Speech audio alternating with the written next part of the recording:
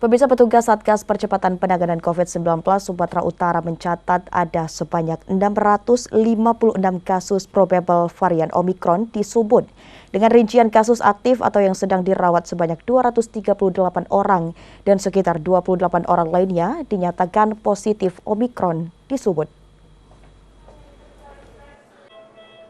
Hal ini disampaikan oleh Dr. Restuti Saragi selaku Bidang Penanganan Kesehatan Satgas COVID-19 Sumut saat paparan kasus COVID-19 di kantor Gubernur Sumut, Jalan Pangeran Diponegoro, Medan, Sumatera Utara, Senin siang.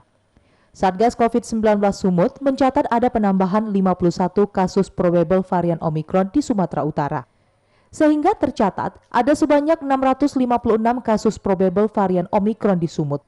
Sebanyak 238 orang kasus aktif atau sedang dalam perawatan, sementara 28 orang lainnya dinyatakan terkonfirmasi varian Omikron dengan total penambahan mencapai 825 kasus PCR positif. Salah satu kota penyumbang terbesar merebaknya COVID-19 dan Omikron di Sumut adalah Kota Medan. Dengan rincian, Kota Medan 456 kasus, Deli Serdang 111 kasus, Pematang Siantar 52 kasus, Simalungun 28 kasus, Gunung Sitoli 19 kasus, Nias 16 kasus, Samosir 13 kasus, Dairi 12 kasus, Mandailing Natal 11 kasus, dan Langkat 10 kasus. Satgas COVID-19 Sumut juga mencatat kasus yang paling banyak berasal dari klaster keluarga, disusul dengan klaster perkantoran dan klaster sekolah. Klaster sekolah, ya. Kalau sekolah izin itu untuk menentukan klaster atau tidaknya kan tidak serta-merta gitu. Kalau keluarga itu lebih gampang lah. Ini kasus ininya gitu ya langsung karena. Tapi kalau klaster sekolah begitu ada yang positif dalam 5 hari itu nanti dilakukan penyelidikan epidemiologi baru bisa ditentukan itu klaster atau tidak.